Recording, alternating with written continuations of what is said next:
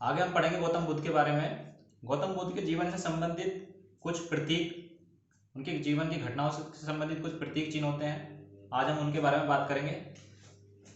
तो गौतम बुद्ध के जीवन से संबंधित कुछ घटनाएं और उनके प्रतीक चिन्ह, जैसे यहाँ पर दी गई हैं घटनाएं और यहाँ पर प्रतीक चिन्ह। सबसे पहला है जन्म। गौतम बुद्ध के जन्म का प्रतीक माना गया है कमल एवं सांड को। ऐसा माना जाता है कि जब गौतम बुद्ध पैदा हुए थे तो उस समय 7 कमल खिले थे, इसलिए उनके जन्म का प्रतीक क्या माना गया है, कमल। और उनके दूसरा नंबर है गृह त्याग। गृह त्याग का प्रतीक माना गया है घोड़ा, जिस पर वो घोड़े पर बैठकर अपने घर से रात्रि में बाहर गए थे। गृह त्याग क्या था, इसलिए उसका प्रतीक हो गया घोड़ा। महाज्ञान की प्राप्ति, जैसा कि हमें पता है गौतम बुद्ध को महाज्ञान की प्राप्ति बोध गया में बोधि वृक्ष के नीचे या फिर पीपल वृक्ष के नीचे हुई थी। इसी पीपल वृक्ष को बाद में बोधि वृक्ष के नाम से जाना जाने लगा। तो महाज्ञान की प्राप्ति का प्रतीक हो गया बोधि वृक्ष या फिर पीपल का पेड़, पीपल वृक्ष। तो अगला है गौतम बुद्ध का प्रथम उपदेश, जो सारनाथ में दिया गया था। उसमें क्या हुआ था, धर्म चक्र परिवर्तन की बात कही गई थी, इसलिए उसका प्रतीक चिन्ह माना जाता है चक्र। प्रथम उपदेश का प्रतीक क्या माना जाता है, चक्र। उनके मृत्यु का प्रतीक चिन्ह माना जाता है स्तूप। उनके प्रतीक मृत्यु का प्रतीक चिन्ह स्तूप का माना जाता है।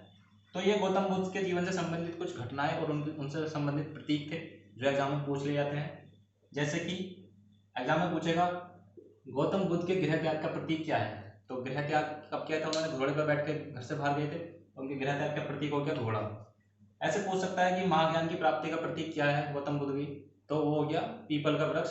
पीपल के वृक्ष के नीचे ज्ञान की प्राप्ति हुई थी उन्हें, इसलिए महाज्ञान की प्राप्ति का प्रतीक चिन्ह हो गया पीपल का वृक्ष, या फिर उसी को बोधि वृक्ष कहा जाने लगा बाद में। तो इस तरह से एग्जाम में पूछ सकता है, ये प्रतीक चिन्ह हम याद रखेंगे गौतम बुद्ध से संबंधित। आगे हम पढ़ेंगे कुछ अन्य महत्वपूर्ण तथ्य गौतम बुद्ध के बारे में। गौतम बुद्ध का प्रथम उपदेश, ये हमें पता, पहले भी पढ़ा हमने। गौतम बुद्ध का पहला उपदेश सारनाथ में दिया गया, ये हमें सब याद है, ऋषिपत्तनम सारनाथ में।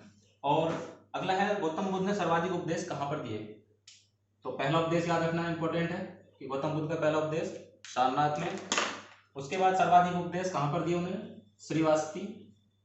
और अंतिम उपदेश उन्होंने सुबध, अपने शिष्य सुबध को सुनाया। अंतिम उपदेश किसको सुनाया, अपने शिष्य सुबध को अंतिम उपदेश सुनाया। और इसके बाद वो 80 वर्ष की उम्र में उनकी मृत्यु हो जाती है, और उनकी मृत्यु को प्राप्त हो जाते हैं वो 80 वर्ष की आयु में गौतम बुद्ध की मृत्यु हो जाती है।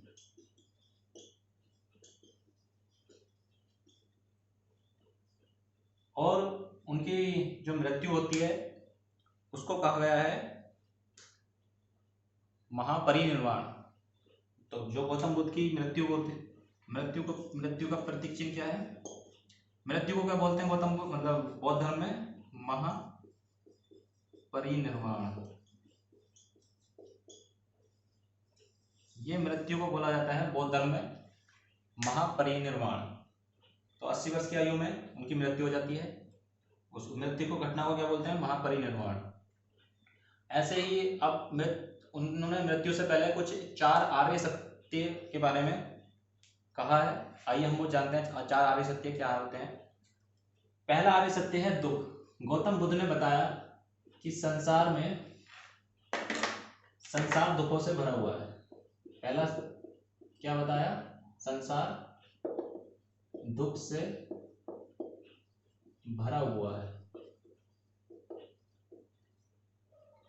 पहला आर्य सत्य गौतम बुद्ध ने बताया दुख, उन्होंने कहा संसार दुख से भरा हुआ है।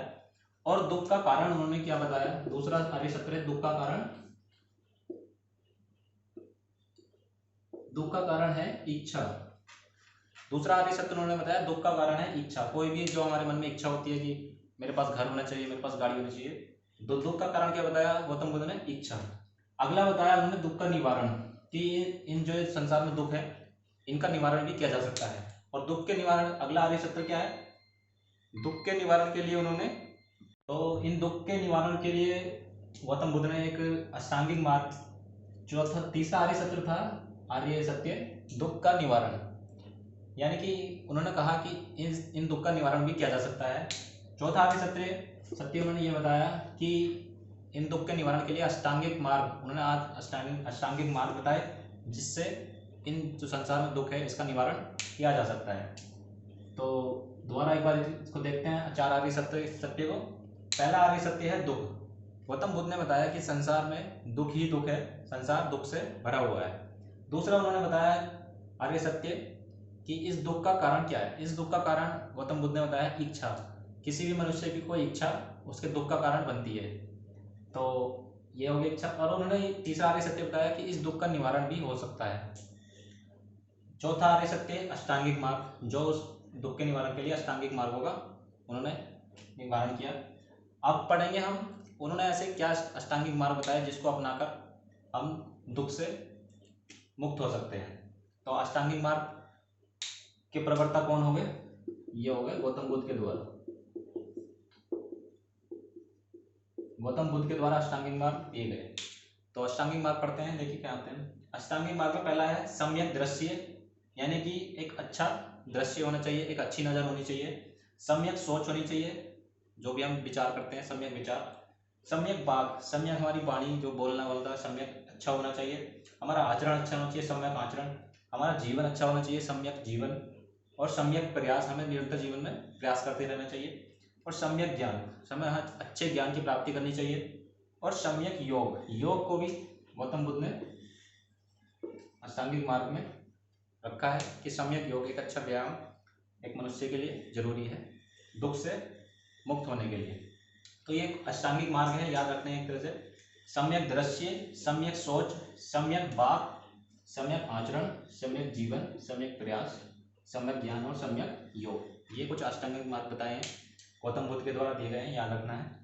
अगला है धर्म में तीन रत्न दिए गए हैं। पहला है बुद्ध, धम्म, संघ। ये तीन त्रिरत्न कहलाए बौद्ध धर्म के। अगला है बौद्ध धर्म का परम लक्ष्य क्या है? निर्वाण की प्राप्ति, जो कि किससे संबंधित है? निर्वाण बोलते हैं बौद्ध धर्म में मृत्यु को।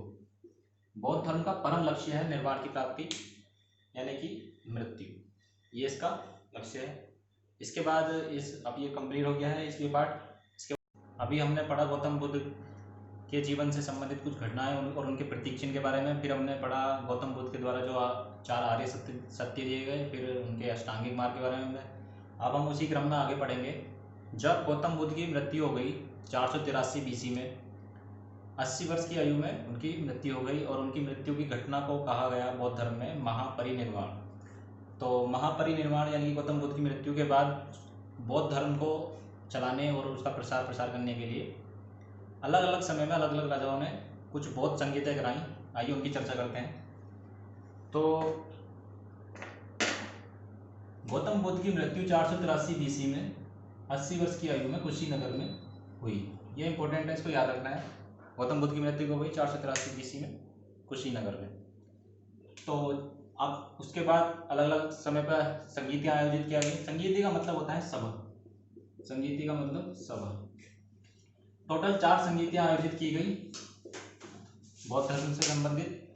पहली संगीति हम पढ़ेंगे 483 BC में, जब गौतम बुद्ध की मृत्यु हुई। तो उसी समय 483 BC में एक बौद्ध संगीति का आयोजन कराया गया।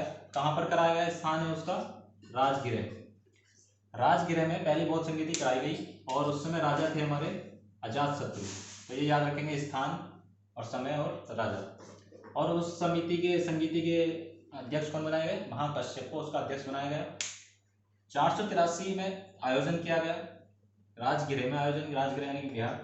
और राजा कौन थे उस समय? अजातशत्रु। और महाकश्यप अध्यक्ष बनाए गए। और पहली बौद्ध संगीति के प्रमुख कार्य ये हैं। विनय पिटक, जो उसके 3 धर्म ग्रंथ हैं, विनय पिटक और सूक्त पिटक को मिलाया गया। इसका मुख्य कार्य मतलब पहली बौद्ध संगीति का मुख्य कार्य क्या था? विनय पिटक और सूक्त पिटक को मिलाना। इनका मुख्य कार्य क्या गया? किसके? राजगृह में हुई पहली बौद्ध संगीति और अजातशत्रु के समय पर हुई। महाकश्यप उसके अध्यक्ष थे। तो इसी उसमें आते हैं। अगली बौद्ध संगीति हुई 383 BC में, जो कि कहाँ पर हुई? वैशाली में आयोजित की गई। और किस राजा के समय? कालाशोक उस समय राजा थे और अध्यक्ष बनाया गया सावागामी को। अगली बौद्ध संगीति हुई 383 BC में, स्थान था वैशाली और राजा थे कालाशोक, अध्यक्ष सावागामी को बनाया गया। और इस दूसरी जो बौद्ध संगीति हुई थी हमारी वैशाली में कालाशोक के समय, इसका मुख्य कार्य होता जो बौद्ध धर्म था 2 भागों में बट गया था, स्थिरवाद और महासांगिक। स्थिरवाद बौद्ध थे जो बौद्ध धर्म जो शुरू में था उन्हीं नियमों पर चलने वाले थे, और जो महासांगिक थे कुछ परिवर्तन करना चाहते थे उस नियम में। तो ये बौद्ध धर्म दो भागों में बट गया था दूसरी बौद्ध संगति के दौरान। इसी प्रकार तीसरी बौद्ध संगति हुई है, उसका समय 247 या फिर 251 BC माना गया है, दोनों में से कोई भी हो सकता है। और उसका स्थान है तीसरी बौद्ध संगति का पाटलिपुत्र, और राजा थे उस समय अशोक जो कि मौर्य वंश से संबंधित, और उस समय अध्यक्ष बनाए गए थे मोगलीपुत्र, इसको याद रखेंगे। और इस तीसरी बौद्ध संगति का मुख्य कार्य अभिधम पिटक, जो कि उसका तीसरा धार्मिक ग्रंथ है बौद्ध धर्म का, उसकी रचना की गई थी। अभिधम पिटक की रचना तीसरी बौद्ध संगति के दौरान। तो 247 BC इसका समय था। पाटलिपुत्र स्थान था, अशोक उस समय राजा थे और मोगलीपुत्र उसके अध्यक्ष थे उस संगति के। इसी प्रकार एक चौथी बौद्ध संगति, एकमात्र संगति, ये सब तो कहाँ पर हुई? BC में, ये हुई है AD में, यानी कि पहली शताब्दी में 72 AD या फिर 102 AD में चौथी बौद्ध संगति कहाँ कराई गई? कश्मीर में। ये तीनों बौद्ध संगतियाँ कराई गई थी बिहार में, ये वाली और ये वाली, राजगिरा, वैशाली, पाटलिपुत्र, ये तीनों कहाँ है? बिहार के क्षेत्र हैं।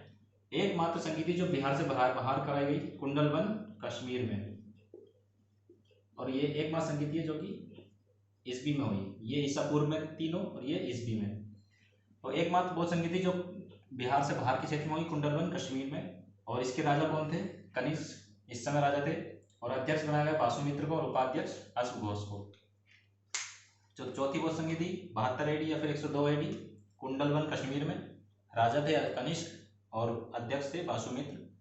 और इसका मुख्य कार्य, चौथी बौद्ध संगति का मुख्य कार्य था हीनयान और महायान को अलग कर देना। हीनयान और महायान का विभाजन इसका मुख्य कार्य हुआ। इस समय बौद्ध धर्म दो भागों, हीनयान और महायान की शाखा में विभाजित हो गया। तो ये चारों बौद्ध संगीता थी, याद रखना। पहली हुई 483 BC, दूसरी 383 BC, तीसरी 247 BC या 251 BC, और चौथी एकमात्र संगति जो ईसवी में हुई 72 AD या फिर 102 AD। स्थान याद रखेंगे, राजगिरा, वैशाली, पाटलिपुत्र तीनों बिहार में है।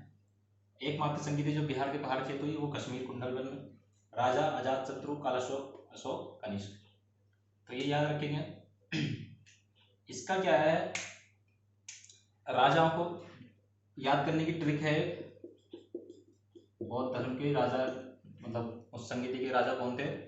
तो ये ट्रिक है AK अजातशत्रु, कालाशोक, अशोक, कनिष्क। ये चारों बौद्ध संगति के राजा हैं, ये याद रख सकते हो तुम इस ट्रिक से राजाओं को AK के नाम से। तो ये हमारी चारों बौद्ध संगतियां हो गई। अगला है बौद्ध धर्म के प्रमुख ग्रंथ। यहाँ पर त्रिपिटक बोला गया है इनको। बौद्ध धर्म के प्रमुख ग्रंथ त्रिपिटक। बौद्ध धर्म के 3 धार्मिक ग्रंथ हैं त्रिपिटक, जो कि पहला है जिसमें विनय पिटक, जिसमें संघ के नियम, जो भी बौद्ध धर्म के नियमों का संग्रह विनय पिटक में दिया गया है। और अगला है सुप्त पिटक, जिसमें बुद्ध के सारे उपदेशों का संग्रह दिया गया है। बुद्ध के सारे उपदेश जो कि किस भाषा में है? पाली भाषा में। पाली भाषा में बुद्ध के उपदेश दिए गए हैं जो कि सुप्त पिटक में वर्णित है। अगला है अभिधम पिटक, जो कि बुद्ध के दार्शनिक विचार इसमें सम्मिलित किए गए हैं। तो ये तीनों पिटक याद रखेंगे। विनय पिटक में क्या हुआ? संघ के नियमों का संग्रह है। सुप्त पिटक में बुद्ध के उपदेश हैं जो पाली भाषा में है। क्वेश्चन पूछता है किस भाषा में है बुद्ध के सारे उपदेश, तो पाली भाषा में। अभिधम पिटक बुद्ध के दार्शनिक विचार इसमें सम्मिलित है। तो इस प्रकार हमने गौतम बुद्ध के बारे में पढ़ा, बौद्ध धर्म का प्रचार कैसे हुआ, कैसे उसका प्रचार इस भारत में पूरे अधिकांश क्षेत्रों में फैल गया। तो ये आज बौद्ध धर्म समाप्त होता है। अगली वीडियो में हम पढ़ेंगे जैन धर्म के बारे में। तो ये हमें कमेंट करके बताइए कैसा लगा बौद्ध धर्म। ये आज समाप्त होता है यहाँ पर बौद्ध धर्म। ठीक है, धन्यवाद।